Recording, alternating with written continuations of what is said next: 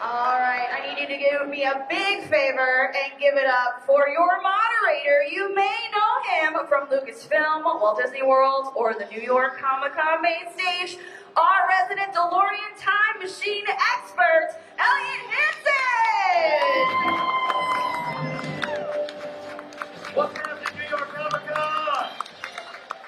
How we doing? Woo! Are we ready to get this thing started? Well, then I need you to get on your feet and make some noise for the one and only Michael J. Fox!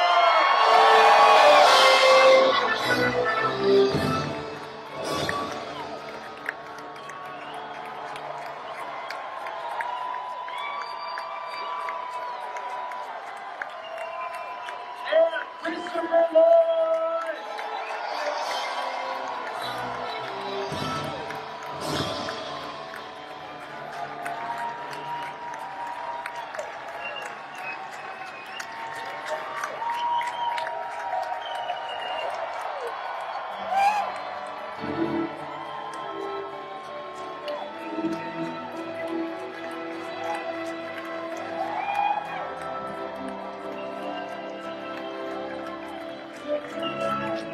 Right here?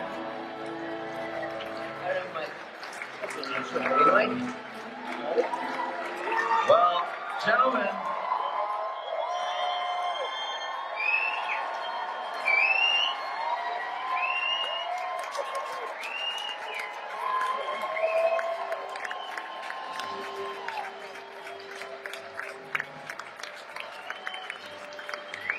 He's 84 and he has help in my seat. Well, gentlemen, thank you so much for joining us here tonight. How you doing? Yeah. I don't have a mic. So I'm gonna try. You give me a radio mic and I'm afraid I'll beat myself in the head. Well, welcome to New York. Thank you. You guys been having a good time so far? Good to me. I live here. So, when you come to New York, what's the first food you have to have when you get here? I don't know. I don't know. I don't know. I figured I'd start it easy with food. Italian restaurant.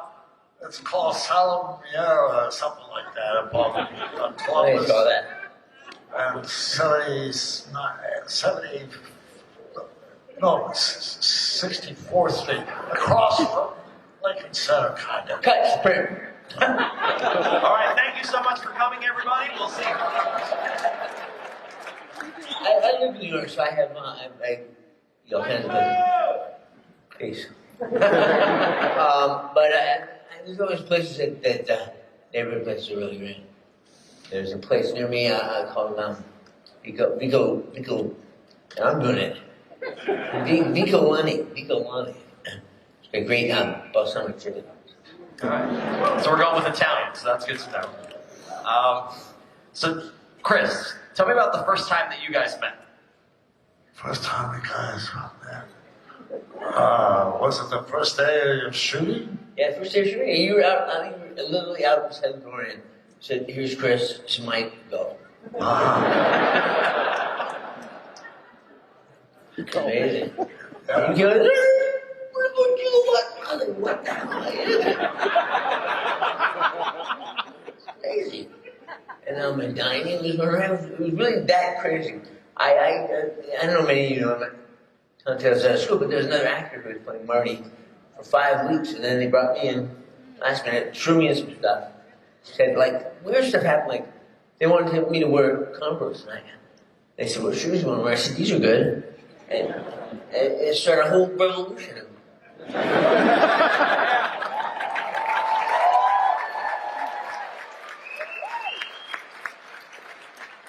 have 3 pairs of shoes.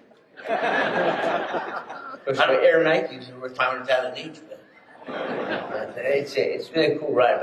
But he's been with me every step of the way, and he's just a genius, man.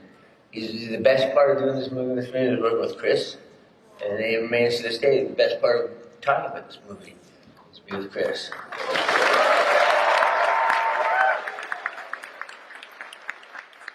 Well, I recall it one night we're shooting in the what do you call it, the marketplace at night. Yeah, the Twin Farmers Mall. Yeah. Twin Pines. And, You guys know more about it than we do. and an announcement was made when we were shooting all night for 2 or 3 nights.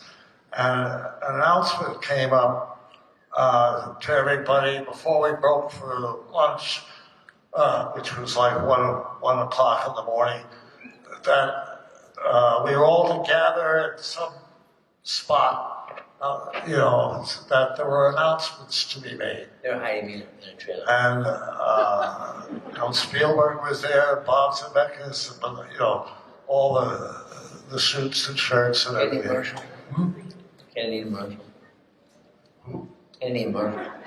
Frank. No, I'm sorry. I'm a miss. I forget. Yeah, no, I'm making it up. Yeah.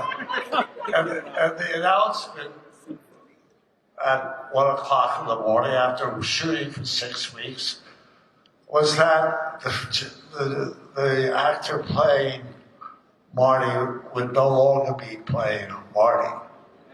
And that tomorrow we would start shooting with Michael.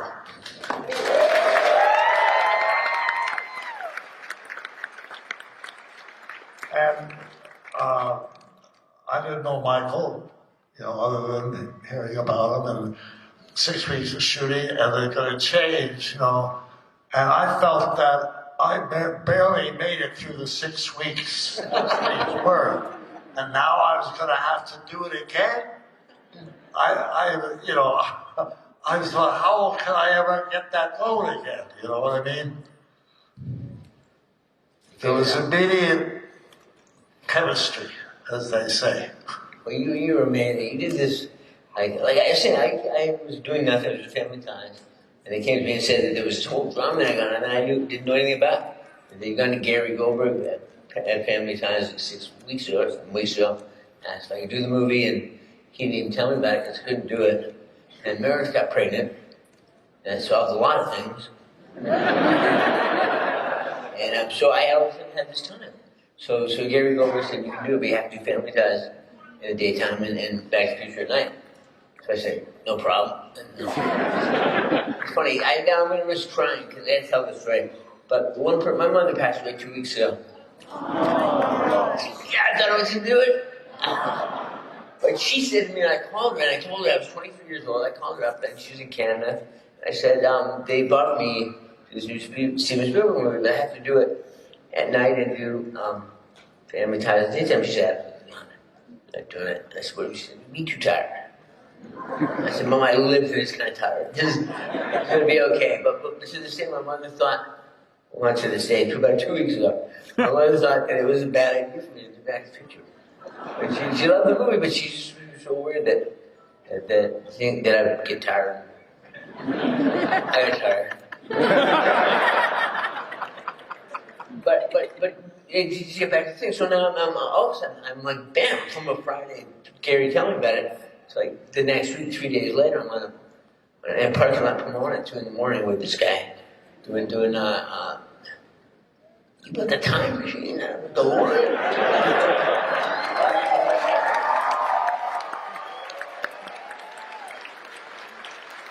And I noticed 2 things. One thing was that it was a lot of fun to play this, and I could tell that they were starving for a goofball. They had a really brilliant method actor doing really good work, but they had an idiot, and they got me. And I could tell it was thrilling with my idiocy and my goofiness.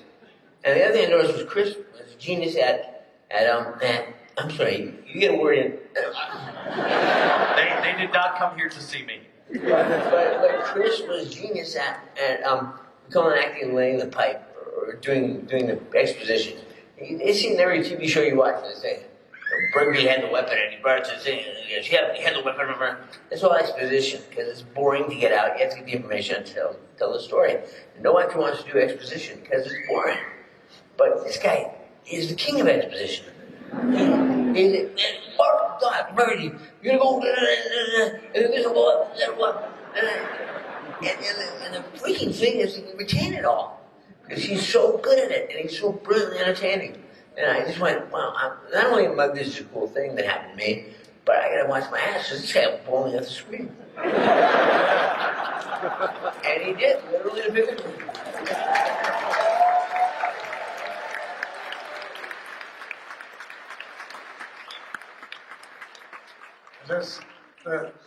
The chemistry was there from the first scene we had. It was alive. And it remained that way for 3 movies. And hasn't gone away, by the way. Amazing. And Chris was funny even when he was not doing anything. Like he was funny just watching the past service him picking out a hot dog to eat. And one of my favorite moments was I just want to see that Crispin Glover and Bob Smith didn't get along on account of Chris being a little out there. Now, as an actor, I'm sure Chris would say the same thing. It's fun working with him because he's a genius. Amazing man. And you just go off on tangents, Bring in a broom and wake him with a broom. A sweep of indignation.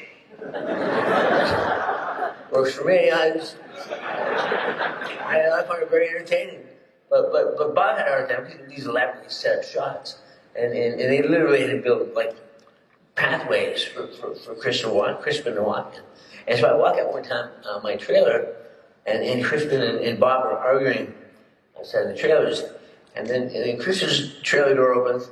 Chris is like tissy with the noises. Right. Oh. So the door goes back in, and he was a genius. That's what he did. Yeah, nope, not my thing. On the door. I just screaming at him.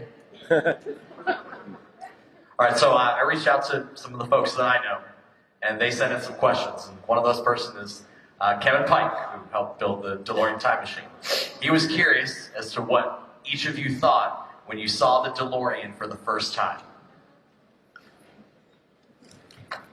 You have one. Well, I don't know. I thought it looked right, It looked like the kind of machine that did the things it did.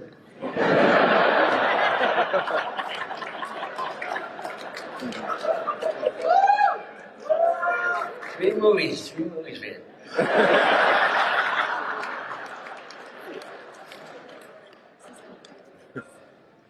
From Back to the Future to Broke Back to the Future.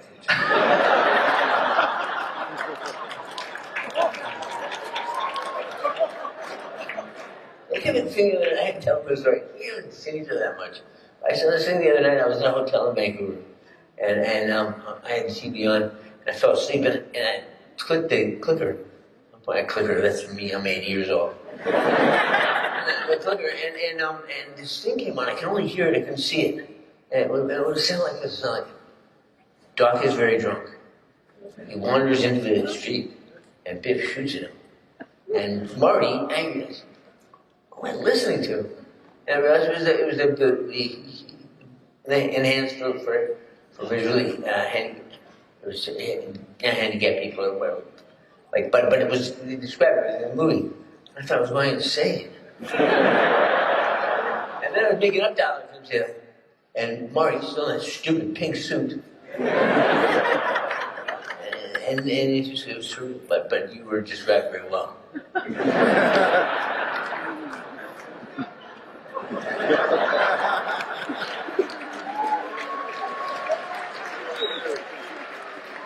I feel goofy tonight. I don't know about you. I'm just having too much fun being next to you.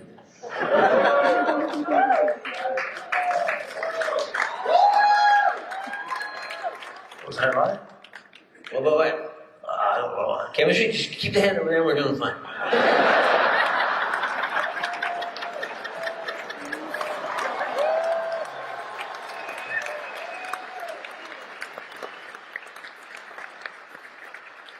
So, Chris, you actually got your start here in New York on Broadway. I started in an area kind of referred to as off.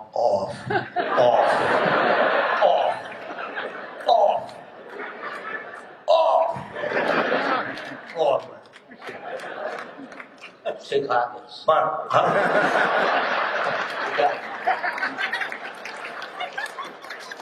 so yeah, but I understand what you're saying. It started here. And speaking of Broadway, I understand that both of you have seen the musical that's Yes. currently playing in London. Did they do it right? I don't see how they could have done it better. It's great. I mean, it's good. I was supposed to go to England, and then that pandemic hit. I couldn't go, so they sent me a tape of it, like a big visual thing. Tape's the wrong word. The digital download. I mean, actually, a stone etching. But they sent me a thing, and it was fantastic. It was fantastic. I thought they didn't fall into a trap that they could have fallen into, which was just imitating us. They made characters that were fully realized on their own, and I thought the play was really well written, the music was great, and I'm going to go when it comes to New York.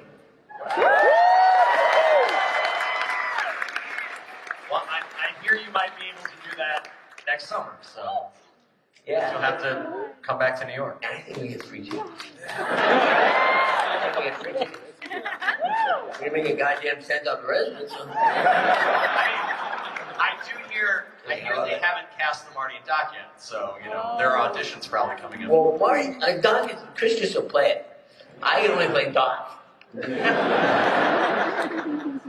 But it's a great show, and it's Bob Gale, who wrote with Back to the Future along with Bob Zemeckis, put his whole heart and soul into it, and it's really great every time I see him, so I'm happy for him that this happened.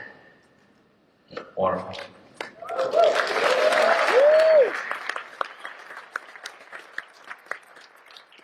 So I'm going to ask you a question now, Michael. Everyone, when they talk to you, uses the word optimist. How do you describe optimism? Well, I have to point out that the last year I've broken my cheek, my eye socket, my hand, my elbow, both humeruses, and my arm.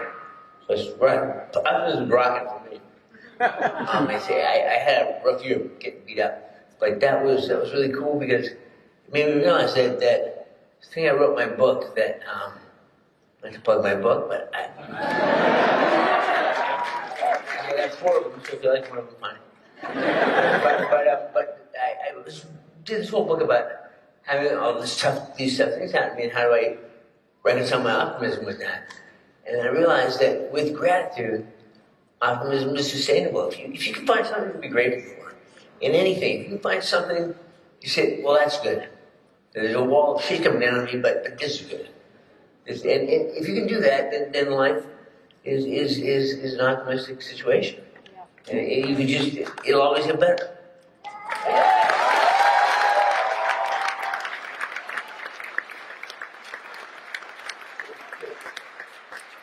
But I say one thing about gratitude. When I first did the first Comic-Con I ever did, fan show, was in London, and I had this great experience, and I came back, and I did another one here, and I said, I realized I did it so that I could, I did it for you, like I was doing it for you guys. I was doing it like to thank you for, and to be there for you. But what I learned was that it was you, again, that were giving to me, and you've given me my whole life. You guys have given me my whole life.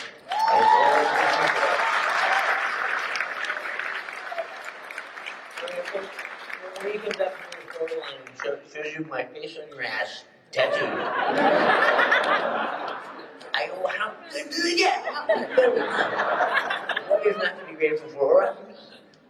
But it's great. So yeah, I'm very optimistic. I think optimism is about thinking that things are more likely to get better than they ever get worse. And if you believe in that, you can be grateful for it. And if you're grateful for it, you'll sustain your optimism for the rest of your life.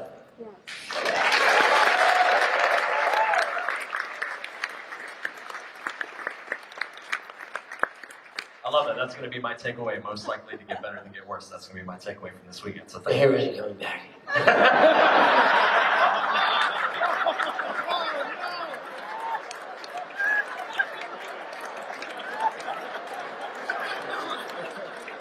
But I'm not getting get called over here. Right. Join us. Thank you. So, Chris, Yeah. how did you get started on Taxi? How did that happen? Yeah, the show you printed in the 80s. Taxi. Taxi. Taxi. So what's It's my southern accent. how did I get started on Taxi? Yes. How did you become a main cast member on Taxi? I don't know. Well, it was a little bit ironic because I had an attitude when I moved to LA that I wasn't going to do sitcoms. It was not a unusual thing to encounter that attitude here in the city because real actors really do stuff that's worth doing. They don't do trite like sitcoms. So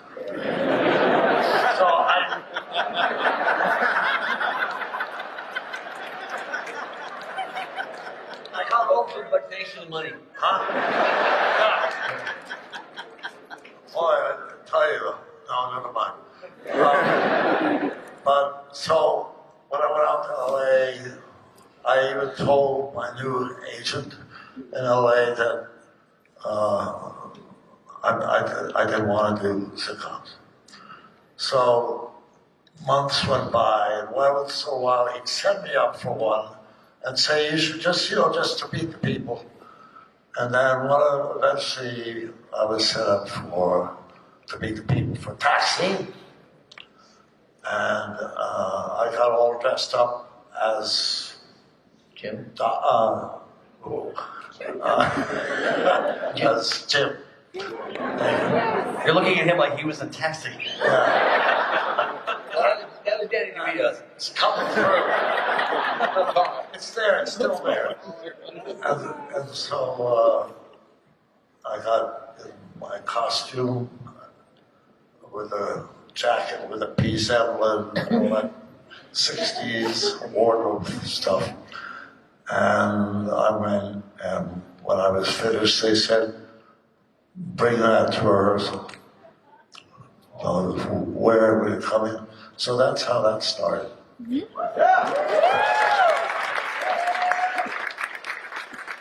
you know, that homework was amazing. I mean, I don't know if you've seen Wolf Over the Cuckoo's Nest. Yeah.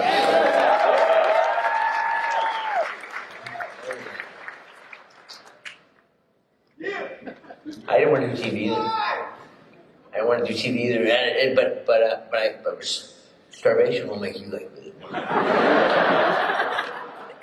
I was going up for this show, and they wanted Matthew Broderick, they didn't want me, and so Matthew Broderick had other things to do. So I went in and read one last time, and Gary hired me, and the network didn't want me. Brandon Tartikoff said, I can't picture his face in the lunchbox. So later on, when we did the movie and stuff, and it was so successful, I sent him a lunchbox.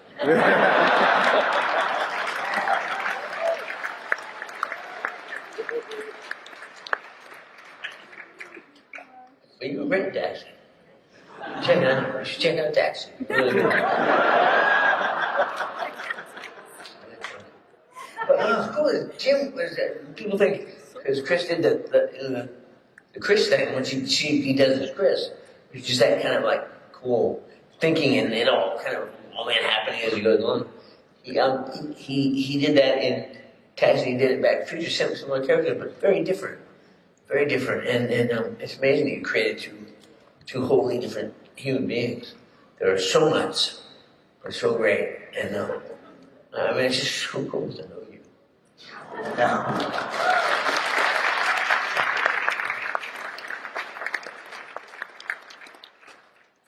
Chris, you should tell him how great he was on Family Ties.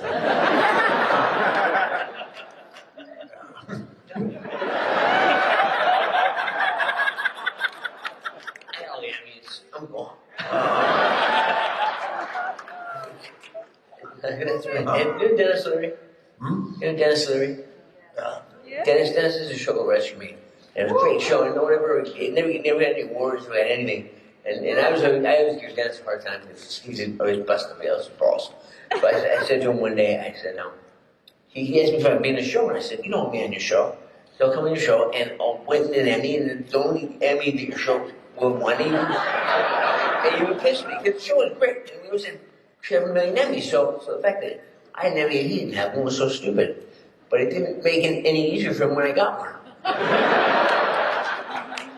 and he to this day, I walk in my office and go, fuck it. So you've both been on the sets of a couple movies. Yes. Have you taken anything from the set? I don't do that. I don't get to know what's going on. I have a shirt that I wore in Back to the Future 3. And it's got the little train, so it's kind of yellow. And it resides pretty much unworn in my closet. My wife, Lisa, does not like to see it on me.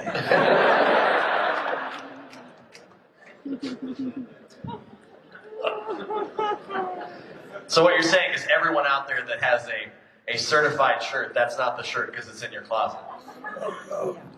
No, can't be. I have it. At least it's so beautiful and so normal.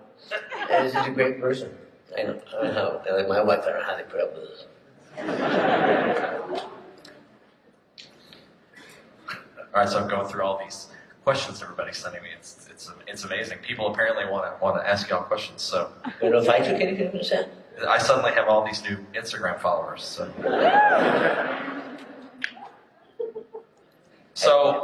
Should I take an this is a good one. What is your favorite genre to act in? Sci-fi, romantic comedy, Western. I don't know. I really don't care.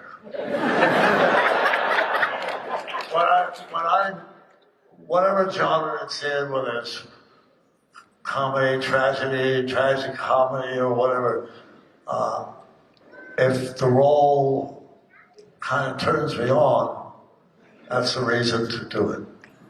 Yeah.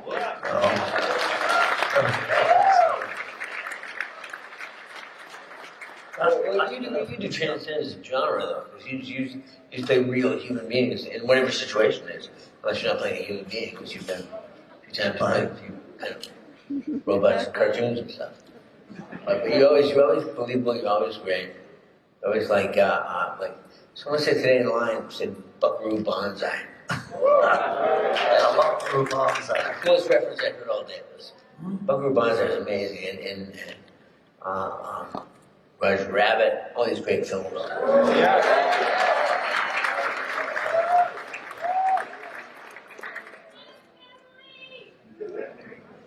If you could listen to one song for the rest of your life, what would that one song be?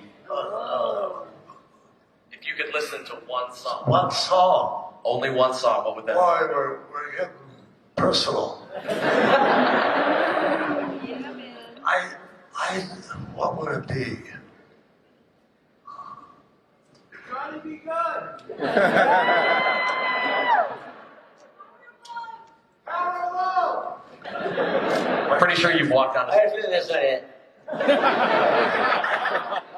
don't know. There's a song, I don't remember who sings it, and I can't pick up the melody right here now, but it's a beautiful song. And it's a song that Lisa and I have picked to be our song. And that's that story. Probably shouldn't tell her you don't remember the name of the song. She's used to that.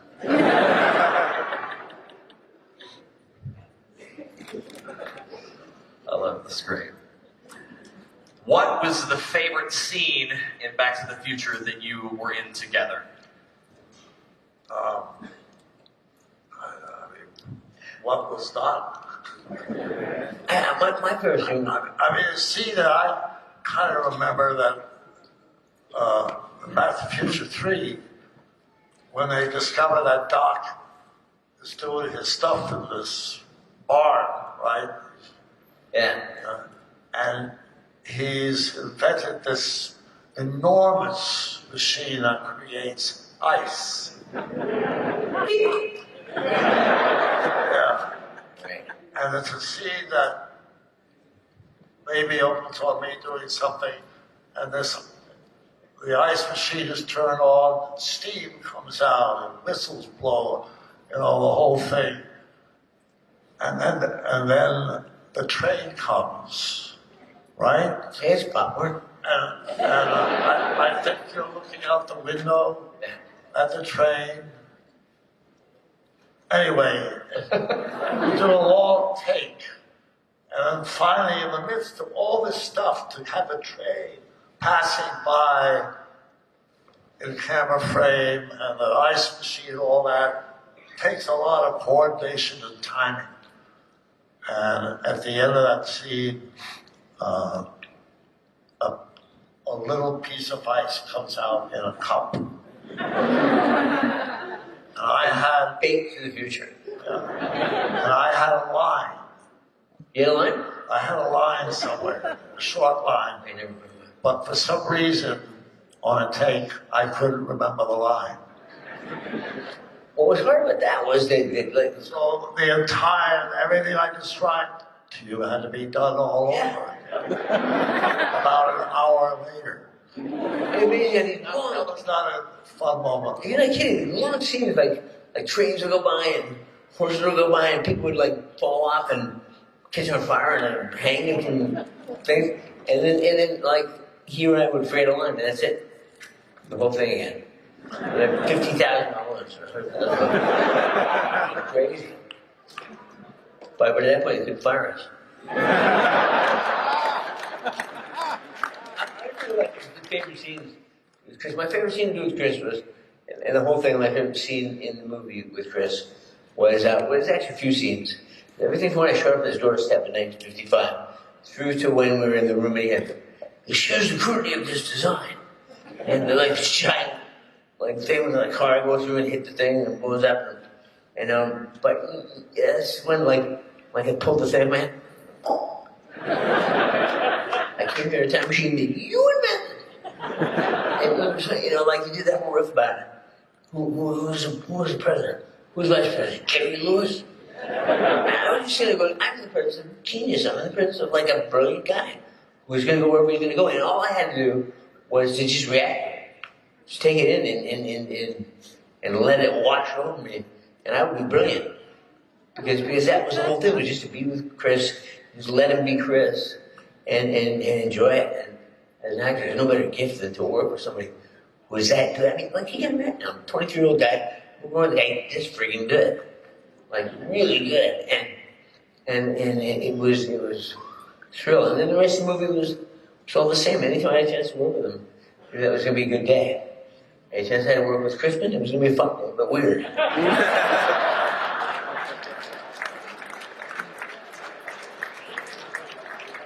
Any day I worked with Lee, I fell in love with her again. She was great, and such a great cast. Such a great, everybody like Goldie and like Clock Tower Lady, and everybody in that movie was really perfectly cast. Really great. No, it really was that whole lightning in the bottle. That's mainly why most of these people are here today, right? Just a show of hands. How many of you, it was the first thing you ever watched on a VHS? Maybe. Actually, I don't VHS that I don't. But they're really valuable now. It's the first family my family watched together was Back to the Future. You never asked me about stuff that I took from the movie. Oh no, that we wanted. That's actually what Bob Gale wanted to know. Yeah. I didn't take anything. I was such a screw up. So stupid. I should have bought the guitar. I tried to buy the horse. Couldn't buy the horse. The horse was really cool because I was learning to ride. My wife was a great rider. We bought a farmer in Vermont. We had like the places to Vermont. Wow, man, Vermont. So I really wanted to have this horse. It was whiskey, and the horse I rode in the movie. And this horse was like a Porsche. I was doing anything for you, and I said, I want this horse. And they said, you can't have a horse. I said, well, it's entirely possible. And I had the horse, and I said, and I looked at him, and I said, no, you can't get the horse. And I said, why? I said, because we can shoot a cannon off next to this horse's head, and he won't move. He won't. And I thought, that's true. They put too much time and effort into these movie horses. They exist to make movies, and they can do all these things that you wouldn't need them to do if you were just going for a ride. And they can get on and off cars. They can jump over trains. They can do all this stuff because they're fearless. I didn't get the horse. I didn't get the guitar. I got an old pair of Nike Cortezes. Were there? Bruins, that's right. Bruins. The story behind that was I was wearing those shoes when I went in. I'd just been hired. I was going in for costume. All this stuff really happened. They pulled out some clothes for me to wear. I said, that goofy vest thing looks cool. And they said, yeah, let's try it on. I put it on. I said, it's so stupid. It looks like a life jacket. And Bob goes, yeah, let's try it on. Put it down. And those are some of the movie, and they let me do it. Like we were doing the scene with Leah when she wakes up, and we did the scene a couple times, and I walked up to Bob and I said, I don't want to step on any toes, but you should have her, when I say, where are my pants? You should have her say, they're on my hope chest. And he said, yeah, that's great, we can do that. So that's my big point of pride, is I wrote that line.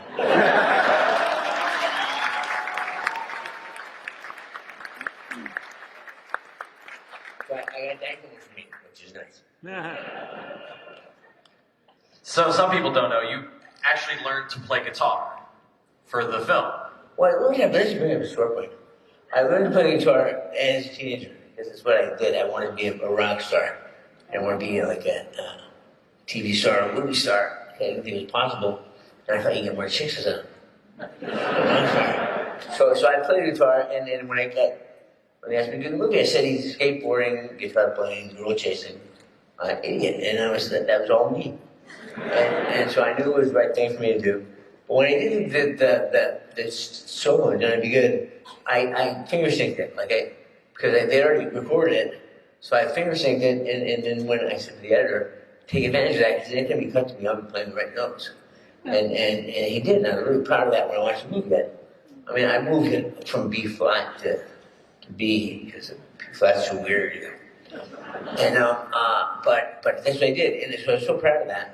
And then I heard guy, what's his name? This radio show, he does a podcast about movies. He's always really nice to me, and always says good things about my movies, which is really bad judgment on his part, but nice. But he said, the only bummer in my career was that guitar solo that I didn't play any notes. I felt like Mary said, I love you enough you said, but this you're really wrong at. Oh, I lost my number.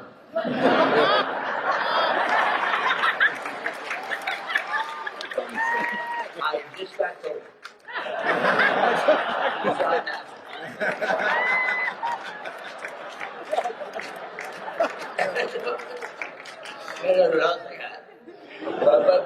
But see, that was me playing there. This great guitar teacher who taught. He said, I wanted to do an homage to all my favorite guitarists. I want to have some pianos in it, some Jimi Hendrix, some Eddie Van Halen, and we worked all that stuff into it. So I was really proud of that sequence. And the thing I felt bad about was the slight suggestion that I wrote Johnny Be Good and Chuck Berry didn't. I think a lot of African Americans were pretty upset at me about that. And suggesting that a white kid had to invent the greatest song in the history of rock and roll. But I just did my best, and all credit to Chuck Berry.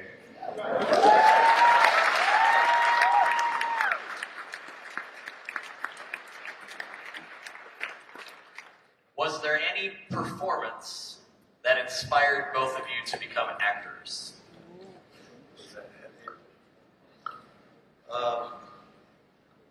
Well, when I was 12 years old,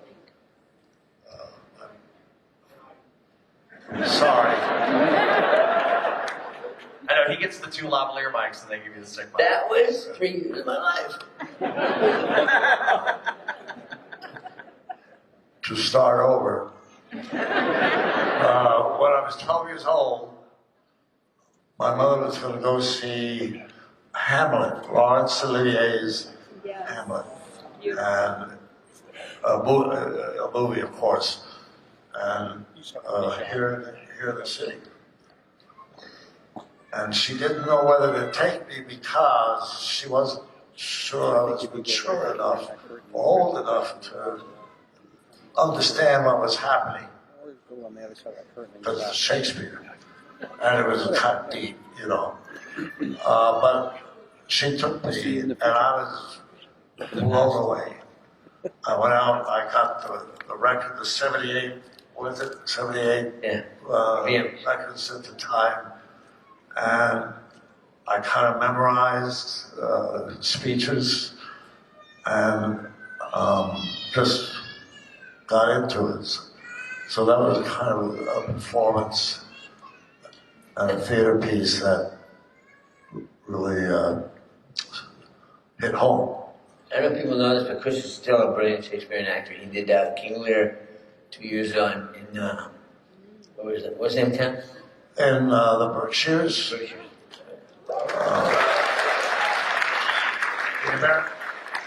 American Shakespeare Company. Yeah, he had this big beard. I don't know if you saw the pictures of him with this big ass David Letterman beard. But he's so. Keep saying that. I mean, I don't know like why you're just fawn all over Chris for 3 hours, but to be with him, it makes me proud. And like he's a great Shakespearean actor. He's like Jim, Doc Brown, is King Lear. So, do this for Chris. I've had a lot of people ask me to get you to say "Great Scott," but we're going to do something different. I want you to deliver your favorite line from Shakespeare. Don't do the Scottish play. Don't do the Scottish play. Don't do the Scottish play. Okay.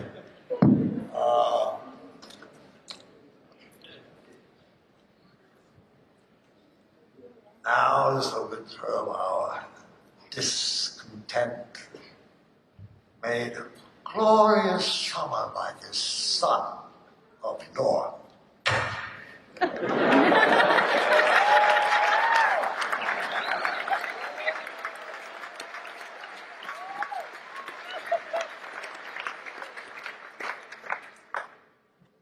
One final thing that I want to talk about. I myself have donated many hours to the Fox Foundation. Thank you. How? It's on the floor now. You're not getting it back. Yeah. Don't do it. Don't do it.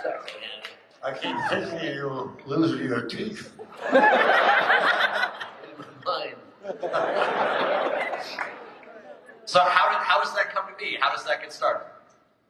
The Fox Foundation. Oh, I'm from the French. There's a story. If I can find this, I'll tell you the story. I was doing Family Ties, and I did Spin City several years later. And I talked to like Barbara Walters and People Magazine about the fact that I had Parkinson's. And like in the old days before the internet, that's how you get stuff out. You tweet, you told Barbara Walters. So and then it became this huge thing and everybody knew about it.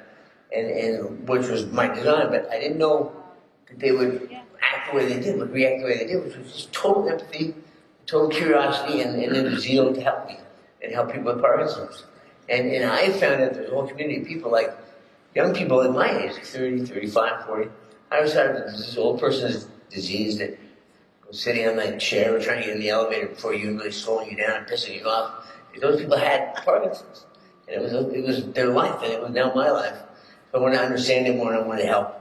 So I got involved with a few political organizations, found out how much money was available. And I realized that science was ahead of the money, that if we could pay for it, we could get research done that would help us. So I thought, why I do something? I'm doing a TV show. I had a great career in television, a great career in films. I was doing okay, and my family was not going to starve, so I could dedicate my money and my efforts to finding a cure. So it was New Year's Eve going into 2000, I was in the Caribbean and I was swimming with Tracy. It was the end of the day. The kids were getting ready for New Year's Eve, and we were taking one last swim of the year. And I went in the water and I was swimming and I saw this sea turtle. And the sea turtle, like, it had a chunk taken out of its beak and had a big thing on its foot, but it was cool. Just chilling, just swimming through the water. And I started following it around and thinking, this is really, what am I learning from this? I'm learning something. And I'm learning, you get your ass kicked, but you keep going. And he was impressed me. So I got in the water and I walked up to Tracy and she handed me a towel. He said, what? I said, look at your face. And I said, I'm leaving the show. I'm going to start the foundation. And that was this turtle. And I can't get it off. I have this turtle in here somewhere. And my one tattoo. And a tattoo of a turtle. Somebody wasted on my face. But I spent mine on the turtle. And my wife was not too pleased. And she said, you get a sleeve. I know it. I said, it's one turtle. It's big. Now I want to get my dog. I want to get all kinds of stuff. But anyway, that's how the foundation started. So then I went to some people that I knew and said, I want to start this foundation. I don't know how to do it. And they said, well, think of approach it like a business.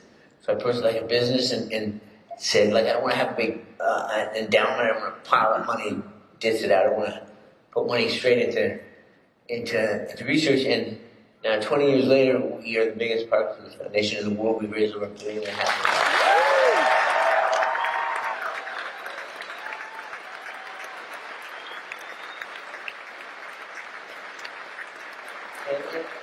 And I say we, but I mean you. You guys all did it. You know, every one of you, I know, helped on some way, whether you just cared about it, or you sent us money, or you got involved in some effort that people are doing a bike-a-thon or whatever. I mean, it's just been amazing what's happened.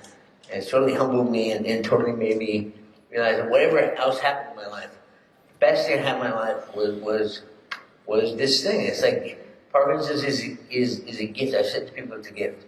And they say you're nuts. And I say, yeah, it's a gift that keeps on taking.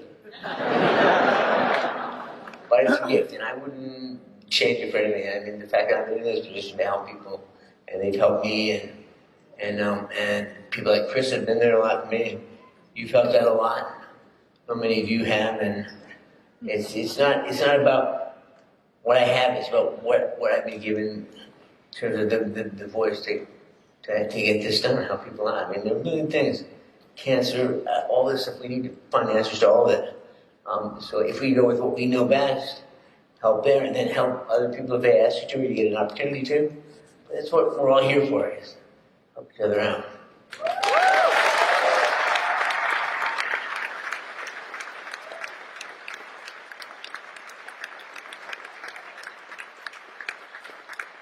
And now I'm thinking of my mother again. Come back to me.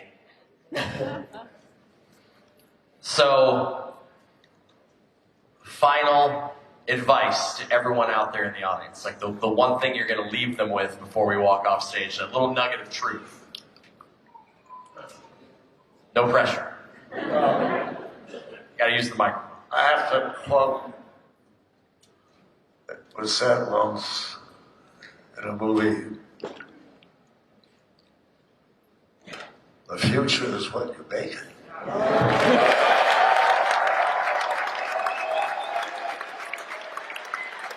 Make it a good one.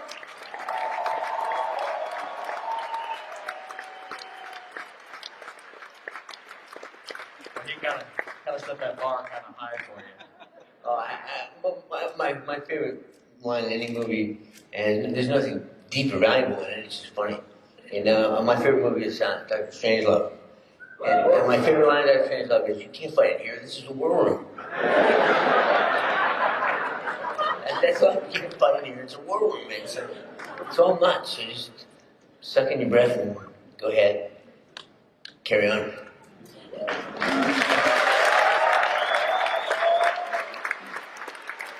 Well, gentlemen, thank you very much for spending some time with us at New York Comic Con. Please put your hands together for Christopher Lloyd.